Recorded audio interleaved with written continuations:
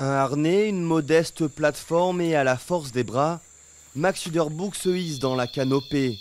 C'est là, au cœur de la forêt équatoriale, dans l'est du Gabon, que ce photographe a installé son poste d'observation.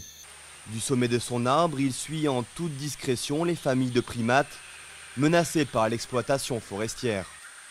Le but de ce programme de préservation des gorilles et des clairières plus particulièrement, c'est de travailler en collaboration avec les forestiers pour mettre ces zones un peu sous protection et sous surveillance plus particulièrement.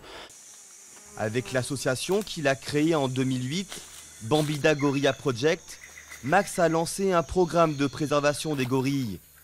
Au Gabon, le bois est l'une des principales richesses et une grande partie du territoire est morcelée en permis forestiers. La chasse, le bruit des machines, les arbres qui tombent et les routes qui se construisent au milieu de la forêt, cohabiter avec l'homme n'est pas chose facile.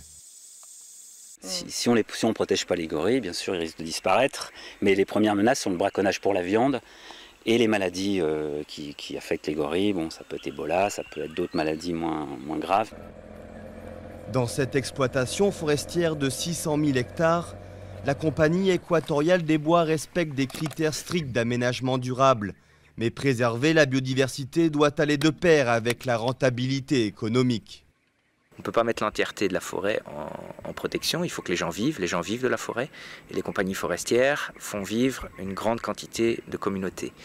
Si elle est bien gérée, le travail de Max a permis de montrer que bien géré, on peut maintenir une vie animale et des écosystèmes dans un état qui permettent la survie d'espèces très sensibles comme le gorille. Max, lui, veut aller plus loin. Il espère convaincre les forestiers de créer un sanctuaire inviolable pour empêcher toute exploitation future dans les clairières à gorilles et permettre à ces protégés de vivre en paix une fois pour toutes.